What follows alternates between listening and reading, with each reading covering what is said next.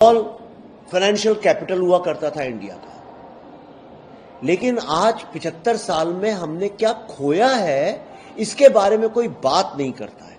जैसे एक जमीन जो जहां पे बहुत जमीन उपजाऊ होती है वो बंजर हो जाए, कल को अगर पंजाब की जमीन में गेहूं उगना बंद हो जाए तो सोचिए कैसा लगेगा।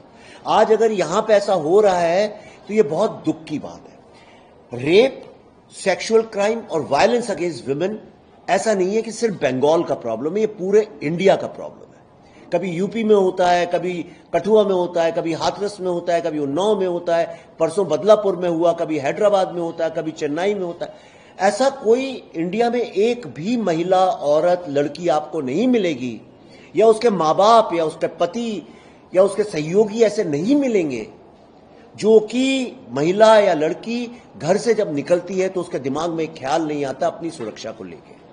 महिलाओं के साथ जो हमारा व्यवहार है, बच्ची पता चलता है बच्ची पैदा हो रही है, अबॉर्शन कर देते हैं, कम उम्र में लड़कियों की शादी हो जाती है, दहेज की एक बहुत समस्या है, तमाम समस्या है। लेकिन मैं यहां इसलिए आया हूं कि बंगाल की जमीन में अगर ऐसा होता है तो बहुत गलत बात है।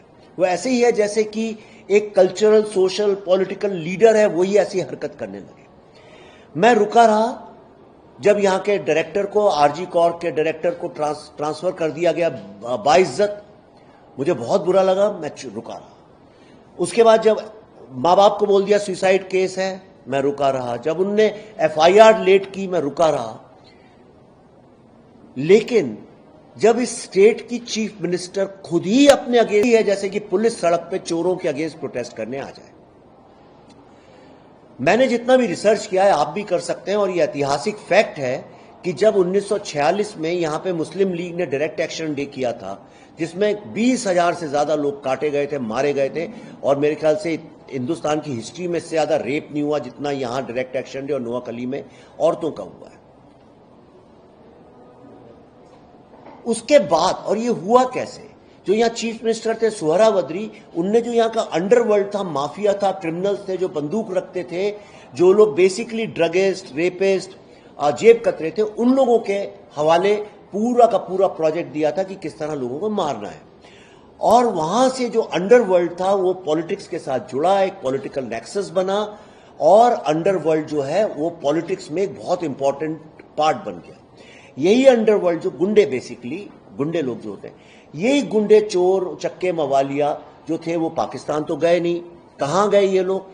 जब आजादी मिली तो उसके बाद जब गवर्नमेंट बनी तो पहले कम्युनिस्ट गवर्नमेंट्स ने उसको अप्रोप्रिएट किया, वो उनका वोट बैंक बन के काम करने लगे। फिर वो दो पार्ट में टूटा, स्टूडेंट्स नक्सलिज्म में चले गए, और इधर जो था ये जो इलेक्टोरल वोट बैंक है उसको कंसोलिडेट करने का काम इन लोगों ने किया। उसके बाद जब कम्युनिस्ट हट गए, कांग्रेस आ गई, तो ये सारा का सारा जो माफिया था, पॉलिटिकल माफिया, ये उनके साथ आ गया। फिर कांग्रेस गई तो इस पार्टी के साथ आ गई, और मुझे बिल्कुल भी आश्चर्य नहीं होगा कि ये पार्टी नहीं रहे, कल को कोई और पार्टी आए तो वो सारे के सारे इधर से उधर चले जाएंगे। हम सब कलकत्ता में बैठे हैं, लेकिन मैंने बहुत ट्रैवल किया है यहाँ छोटे छोटे गांव में, शहरों में। मैं आपको अपने एक्सपीरियंस से बता रहा हूं, और मुझे कोई शर्म और डर नहीं है ये कहने में, ये सत्य है कि जितने भी ये पॉलिटिकल पार्टी के ऑफिसेज हैं छोटे छोटे डिस्ट्रिक्ट्स में, गांव में, तहसीलों में, ये सारे के सारे क्रिमिनल एक्टिविटी यहां से ऑपरेट होती हैं। यहां पे sexual exploitation, violence against women, ये काम होता है, क्योंकि सेक्सुअल वायलेंस जो है औरतों के अगेंस्ट, क्राइम अगेंस्ट वुमेन, उससे पूरी सोसाइटी डीमोरलाइज होती है, फैमिलीज की फैमिलीज डीमोरलाइज होती हैं, और अपने वोट बैंक में किसी और को कंसोलिडेट करने के लिए ये सबसे स्मूथ और सेफ तरीका यहां पे माना जाता है। अब मुझे लगता है वक्त आ गया है कि अब देखिए बाकी स्टेट्स में इलेक्टोरल वायलेंस भी बंद हो गई है, ये sexual violence for political reason भी बंद हो गई है, बंगाल में अभी भी चल रहा है। मेरे ख्याल से अभी वक्त आ गया है कि इसको अब चेंज करना चाहिए। मेरा सिर्फ एक ही मांग है कि ये पूरा का पूरा सिस्टम जो बंगाल का है पॉलिटिक्स का, चेंज होना चाहिए, और यहां पे यहीं से इंडिक रेनेसांस और एक तरह का socio political and women empowerment का जो रेवोल्यूशन है वो एक बार फिर से शुरू होना चाहिए।